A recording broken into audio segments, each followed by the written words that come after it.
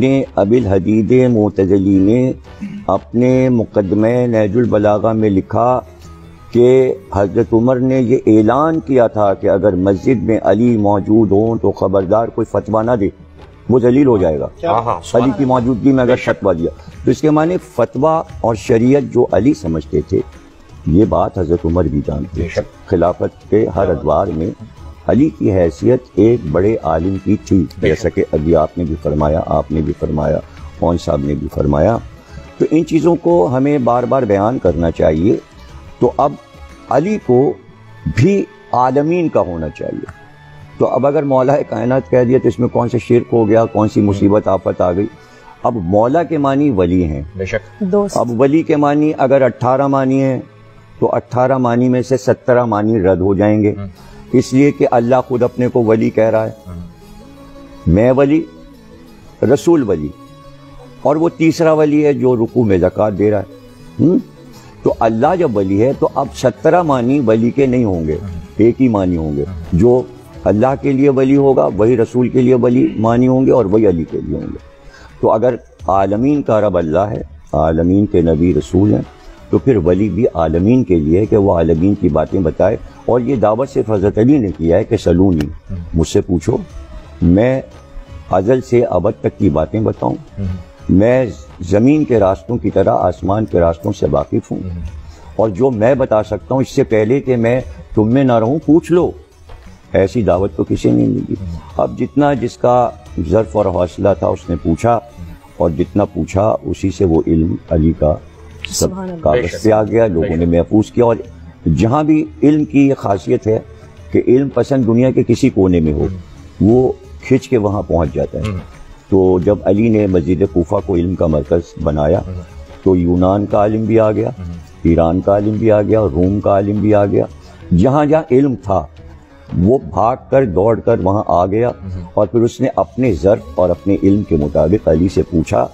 اور آج وہ علم اتنا ہے کہ اب آپ کو دیکھیں کہ نہج البلاغہ کو 23 جلدوں میں شرح کے ساتھ ابن ابی الحدید معتزلی نے 200 250 جلدیں علی کی سوانح حیات پر عربی فارسی میں لکھ دی گئی ہیں۔ یعنی میری تو الماری اوپر سے نیچے تک جو ہے نا کمرہ بھرا ہوا ہے مولا علی، مولا علی۔ یعنی میں نے ایک پورشن صرف نہج البلاغہ کا بنایا ہے، ایک پورشن صرف ولایت علی کا بنایا ہے، ایک علی کا سوانح حیات کا بنایا ہے، ایک علی کے علم کا بنایا ہے۔ صرف آپ وہ کتب خانہ کمرہ میرا دیکھ لیں جو علی سے بھرا ہوا ہے۔ اور دنیا کے کتب خانے، یعنی میں دنیا کے ہر بڑے کتب خانے میں گیا ہوں، کانگریس لائبریری واشنگٹن گیا، ہالینڈ کے، جرمنی کے، فرانس کے، لندن کے بڑے کتب خانے، آپ یقین کریں صرف میں کہتا تھا علی، تو لائبریرین جو مقرر ہے انڈیا ہافس لائبریری میں، بہت بڑی لائبریری ہے، وہ بس کہتا تھا اور وہ چیز لا کے میز پہ رکھ دے۔ وہ کہتے تھے 2 منٹ میں کتاب آتی ہے، وہ چاہے کسی منزل پر ہو وہ جناب آ جاتی ہے۔ میں نے کہا حضرت علی پہ جو انگریزوں نے کتابیں، انہوں نے تھوڑی سی دیر میں جناب ڈھیر لگا دیا۔ بالکل سبحان اللہ، یہی وہ علم۔ اب اس میں آپ کو ایک واقعہ سنانا چاہ رہا ہوں، جو لوگ سن رہے ہیں۔ ایک عیسائی عالم ہے، اس کا نام ہے جارج جورداق۔ ابھی عدل پہ بات کر رہے تھے مولانا، تو اس وقت مجھے یہ بات یاد آئی۔ تو جارج جورداق نے ایک کتاب لکھی حضرت علی پر، اور اس کا نام اردو میں ترجمہ میں بتا رہا ہوں، ندائے عدالت انسانیہ۔ ابھی مولانا نے حضرت عمر کا ایک واقعہ سنایا کہ وہ صرف اسلام کے فیصلہ کرنے والے نہیں بلکہ کائنات کے ہیں۔ بے شک۔ تو اس نے یہ لکھا کہ علی عدالت انسانی کے فیصلہ کرنے والے، یعنی آواز آ رہی ہے انسانی عدالت میں علی علی، وہ اس نے لکھا۔ وہ پبلشر کے پاس چھاپنے کے لیے لے گیا، تو اس نے کہا بھائی کاہے پہ لکھا؟ اس نے کہا حضرت علی کا نہیں تو مسلمانوں کے خلیفہ اور امام ہیں، ہم کیوں چھاپیں؟ عیسائی پبلشر نے کہا۔ تو وہ کئی جگہ گیا اور کتاب نہیں چھپ پائی۔ تو وہ جس چرچ میں جایا کرتا تھا وہاں جا کے بیٹھ گیا اور اداس ہو گیا۔ اتنی دیر میں پادری چرچ کا باہر نکلا، اس نے کہا جارج جورداق بہت تم اداس بیٹھے ہو۔ تو اس نے کہا میں نے کتاب لکھی تھی، کوئی چھاپنے کو تیار نہیں ہے۔ تو پادری نے کہا کس موضوع پہ لکھی ہے؟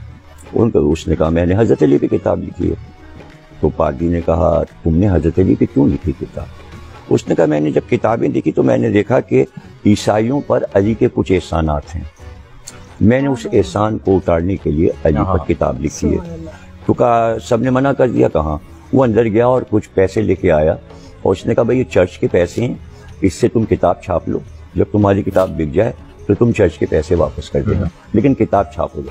اس کی کتاب چھپی، 123 ایڈیشن اس کے کتاب کے آئے، پھر اس کا ترجمہ جرمنی میں ہوا، پھر فرینچ میں ہوا، پھر ایران میں ہوا، عربی میں اس کا ترجمہ بار بار ہوا، اور اس کے بعد جب عراق کتاب پہنچی تو اس دور میں آیت اللہ محسن حکیم صاحب تھے، انہوں نے اپنے طلباء سے کہا کہ اگر تمہارے کو پیسے نہیں ہیں تو کپڑے بیچو اپنے اور یہ کتاب خرید کے پڑھو۔ اس کا صرف ایک جملہ پہلے باب کا میں سنا رہا ہوں۔